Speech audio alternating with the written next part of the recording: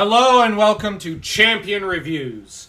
I'm Joe, here with my co-host Dan. Hello and greetings. And we just got finished with the third part to the alien costume, or Venom Saga of the animated series. It was perfect. Now that we got that out of the way. Yep. Ironically, this episode is as solid as the first two. It's... Yeah. Except for one major cringe moment with MJ. Yes, If he had just stuck to the MJ in the comics, it would have been perfect. Far better. Because MJ in the comics was not tricked by Eddie Brock. And that is what happens at one point in this episode. Aunt May getting tricked by Eddie Brock? Yeah, you expected. Aunt May was never very bright. I mean, she nearly got conned into marrying Otto Octavius. Yeah, how do you even do that? Like, Otto is stupid. He's one of the dumbest villains Spider-Man's ever faced off against. Dude was even tricked into helping temporarily help Spider-Man with some of his health issues at one point.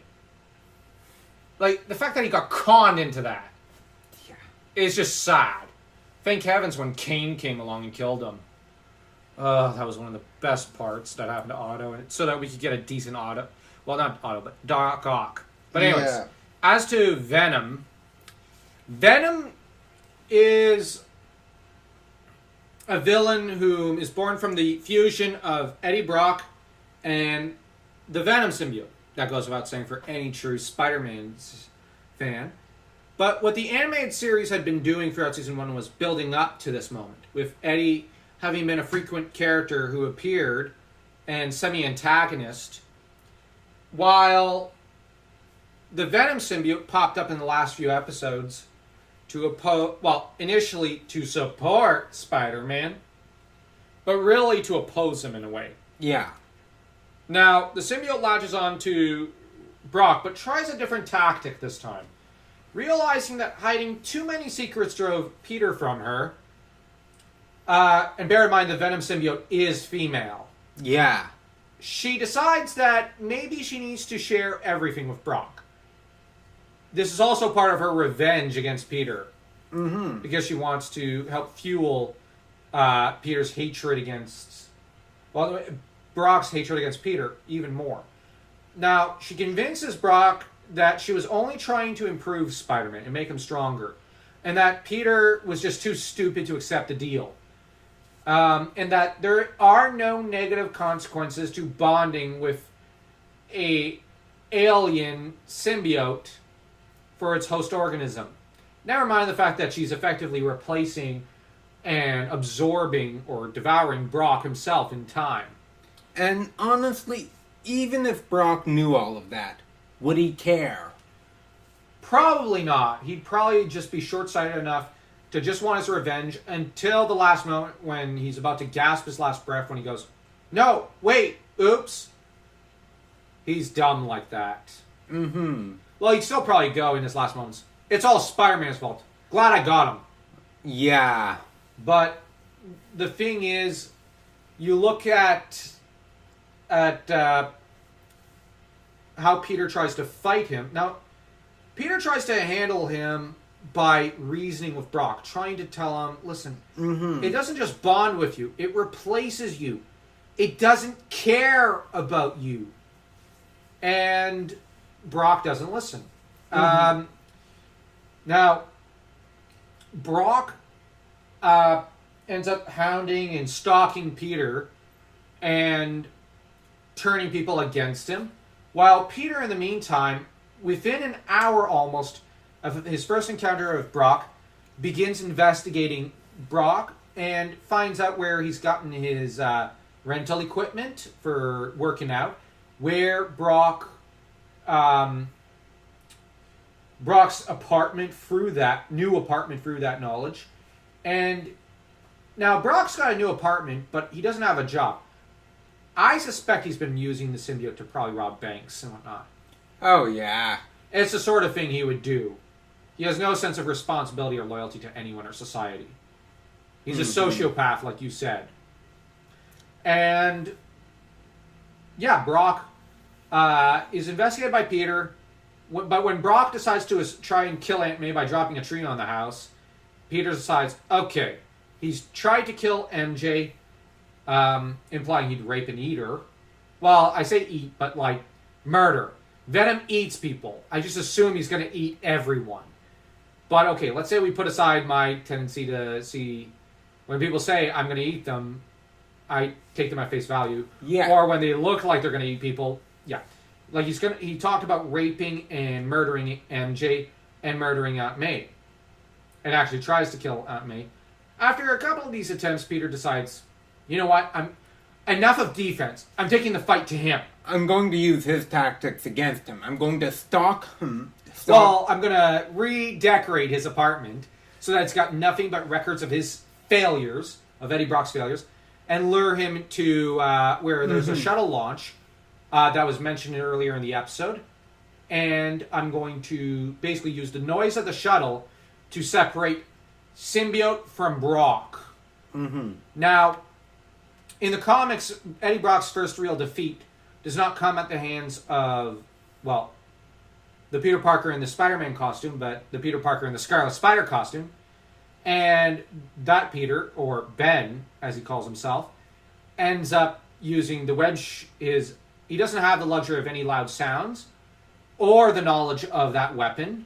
You know, like he doesn't know Venom's weaknesses. So he uses impact webbing to separate, like launching impact webbing into Venom's mouth when Venom goes to take a bite out of him, to separate the symbiote from the man, and then launches a stinger at Brock to incapacitating and knocking him out, and then webbing up the Venom symbiote, and then handing them to S.H.I.E.L.D., who will then imprison them. And yeah, that's about the sum of it. Now I'm only comparing the comic with the cartoon. Yeah. Not to complain about one or the other. I love both ways the two heroes took out Venom. It is really cool. Now, admittedly, the way Ben did it was slightly more impressive because he was also bleeding out and needed to be later rushed to the ER. But the way Ben deals with it is slightly more impressive. But with that said, this is a much more inexperienced Peter. So it's still, on some level, just as impressive. Not quite, I find, but it's a really impressive accomplishment. They both Venom and Spider-Man both walked away with knowledge on each other. But who applied it better? Peter. Brock just used it to stalk Peter. And scare him. Peter just flipped the tables, went to his apartment, decided to lure Venom over instead of Venom luring Peter over. Yeah. And Peter pulled that plan a lot better. What I also like is that in the story, yeah, he does it better, but it also does a good job of showing that maybe Spider-Man, like when Spider-Man had the Venom symbiote, Peter was doing a lot of the thinking. And Venom was making him more impulsive and kind of dumber in some ways. But in a way, Peter was more dangerous with the costume, with the symbiote. But without Peter's brains and his level-headedness, Peter has his temper, but he still tends to try and think his way through problems. So without that quality of Peter's, that resourcefulness, Venom is forced to think for herself. And while she can be clever, she has Eddie Brock's brains to fall back on as well. And he's one of the stupidest guys around. So it's really like it's a battle of wit versus brawn. And guess what? Brains wins out. But I think we've basically almost beaten this episode into the pavement. All right. For the episode itself, how would you rate it? Probably a 3.1. Only because the MJ thing brings it down almost. Actually, I might lower it to a 3. Just a 3. It really brings it down. I don't like that they mishandled MJ. I never like it when they do that. I like comic book MJ.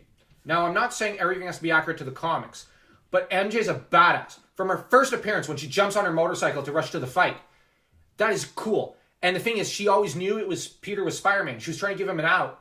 And I think that they should have had her know. But here's the thing. You could have a lot of fun with that kind of story because she knows. Peter doesn't know that she knows that he's Spider-Man. And it leads to all sorts of fun. Mm-hmm. But and that's why I'm going to rate it 3.3. I really enjoyed this episode. If it wasn't for that cringy scene, it'd be perfect.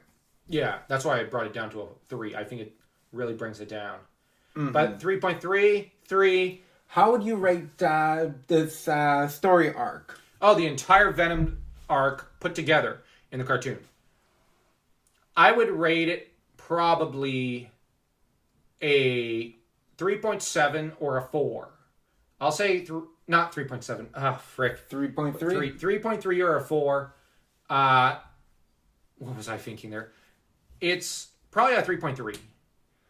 And I'm trying to be harsh. It's just that cringy scene brings it down a little.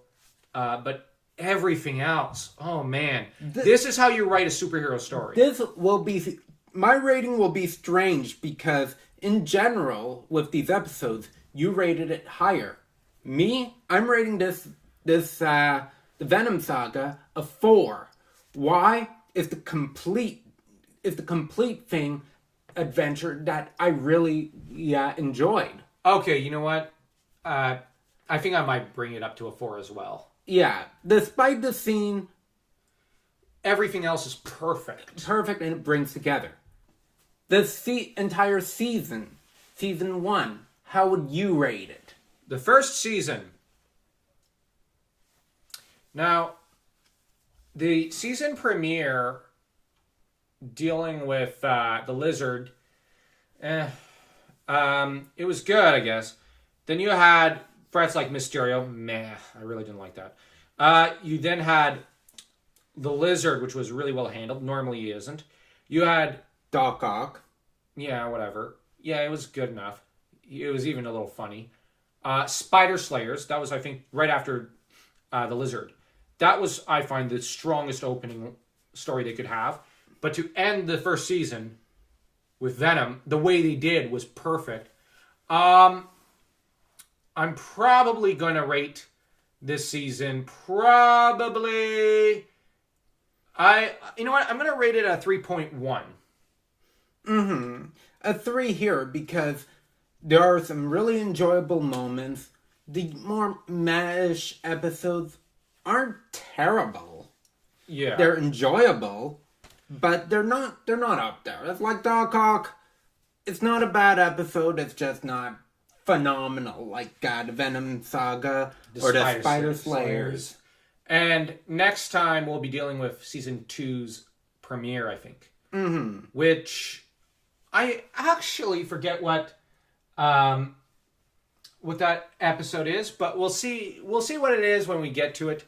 If you like this video, like, share, subscribe, and leave a comment, and hit the notification bell. But also, tell us what you're rating for, how you would rate the Venom trilogy of the first season, and even the first season as a whole. And what was your favorite part? What was your least favorite parts? Us, it's obviously Venom, I think. Mm-hmm. So yeah, we'll see you next time. Some of you probably very soon. Others who are only here for superhero reviews probably next week. So yeah, stay safe, stay healthy, and to be continued.